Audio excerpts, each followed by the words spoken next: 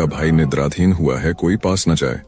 ऐसा कहा जाता है कि उसके सोने के लिए लंका के भीतर एक विशालकाय गुफा बनी हुई थी, जहां उसके लिए विशेष शैय्या बनाई गई थी।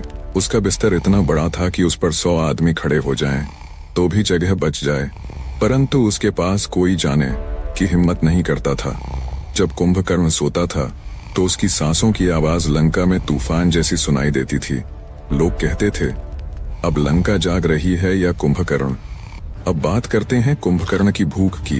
कहते हैं जब कुंभकर्ण जागता था तो लंका के सारे रसोई घर मिलकर भी उसका पेट नहीं भर पाते थे। रावण को उसके भोजन के लिए कई दिन पहले से तैयारी करनी पड़ती थी।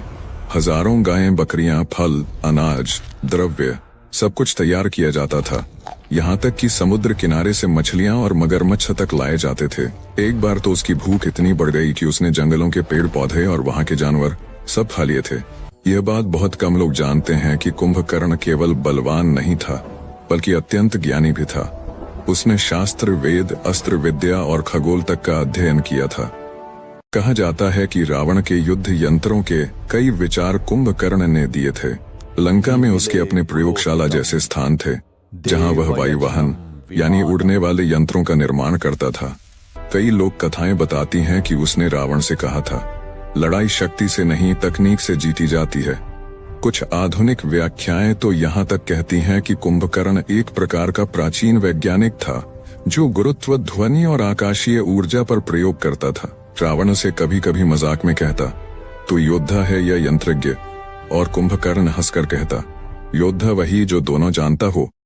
अब सबसे बड़ा सवाल, क्या कुंभकर्ण को बनाया गया था? कई पौराणिक शोधों में एक दिलचस्प बात सामने आती है। कहा गया है कि कुंभकर्ण का जन्म तो हुआ था, पर उसका शरीर साधारण नहीं था।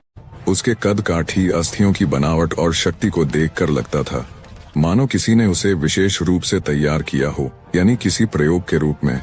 कई विद्वान यह मानते हैं कि ऋषि विश्रवा ने देव और असुर दोनों के गुणों को मिलाकर ऐसा पुत्र पाने की कामना की थी, जो संपूर्ण शक्ति का प्रतीक बने। इसलिए कुछ लोग कहते हैं कुंभकर्ण केवल जन्मा नहीं था, वह बनाया गया था।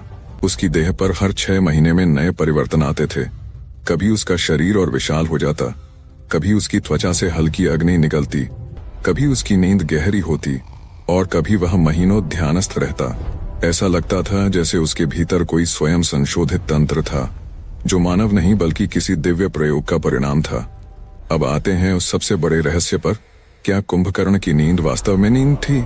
कई ग्रंथों में संकेत मिलता है कि कुंभकर्ण सोता नहीं था, बल्कि ध्यान की अवस्था में प्रवेश करता था। उसकी श्वास इतनी गहरी